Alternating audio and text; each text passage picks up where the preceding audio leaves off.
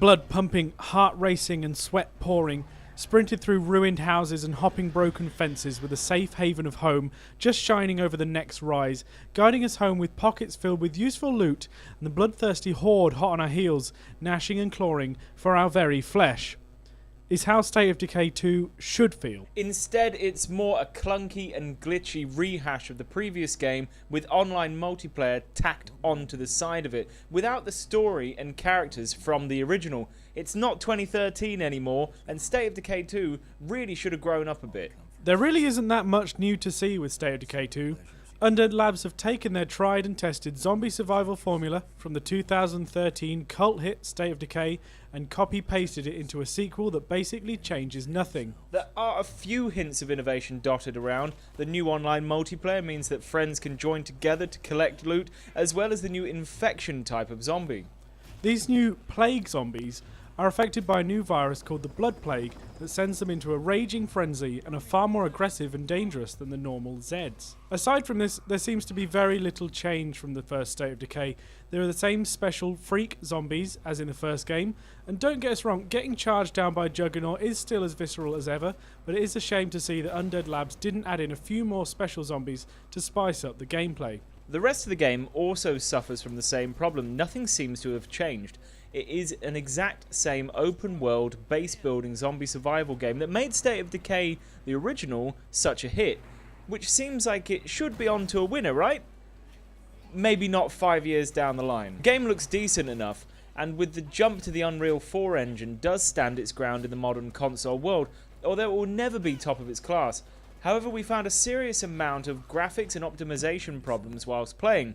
For instance, almost every time we were driving a car, there would be a huge drop in frame rate that almost rendered the game unplayable. We reviews this game on a standard Xbox One, which we feel is representative of most of the player base of this game, and compared to other current games, these kinds of frame rate drops are just unacceptable.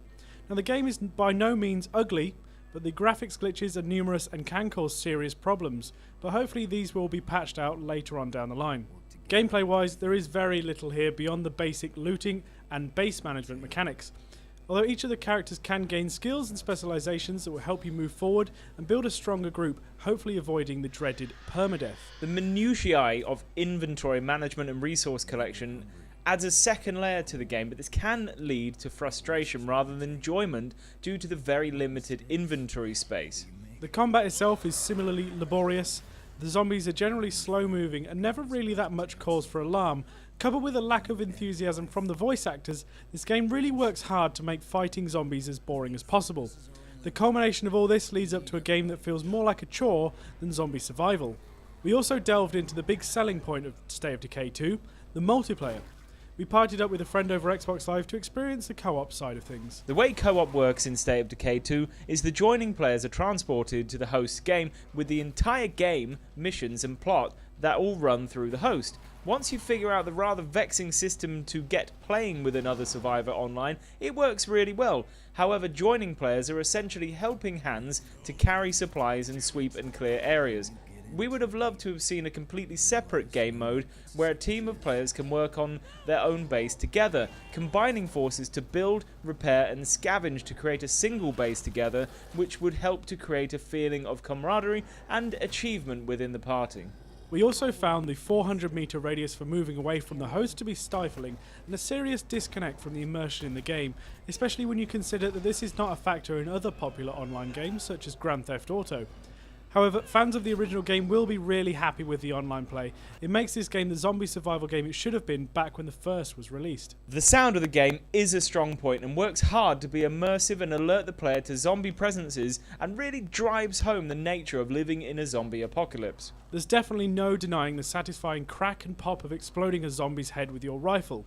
However, the voice acting also left a lot to be desired, with almost no emotion being portrayed whatsoever. It is very hard to empathise with a character who sounds like they just don't want to be there. The point of replayability really stands on the shoulders of the player. Some will really invest in the micromanagement of inventories and base building, and that will draw them back into the game over and over. However, the lack of innovative mission types and poor voice acting leads to a game where players will not invest in the characters that they're playing as, and will ultimately lead them to not returning to the game.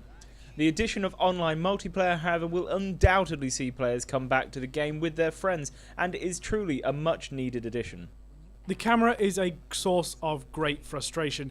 It's sluggish at best and infuriating at worst. Manage to always hide enemies when you're at your most vulnerable and just generally get stuck everywhere. The animations and movement are clunky and sluggish. The game tries to implement an element of free running and allows players to climb obstacles, except when they actually want to, and hop over low fences only when they don't need to. Couple this with the awful camera and the game makes zombie survival into an aggravating mess of stuck characters and lost enemies. We honestly wanted to love State of Decay 2. The first game was brilliant and a true cult classic, but there's so little innovation here, you might be forgiven for thinking this is just a remastered version of the original game. Especially with its graphical glitches and poor frame rates, there really is not much to justify this game over the original game, especially the Year 1 Survival Edition that brings it right in line with modern graphics. Personal opinions on this game are likely to vary widely. The original was a serious cult hit and fans of the series will be elated to finally have online multiplayer in the sequel. However, poor optimization and lackluster voice acting really brings the game down and may drive new players away. If you agreed or disagreed with our thoughts on State of Decay 2, make sure you leave a comment below to let us know. We would love to hear from you. To see more of our reactions, check out our full gameplay videos on youtube.com/PizzaGamesFunTimes. And thank you very much to GamingLife.com and Xbox for sending over the review key for State of Decay 2, which is now available for Xbox One and PC. Overall, we're going to have to give this game a 5 out of 10. Now, we know that might be painful for some people to hear, but do let us know what you think.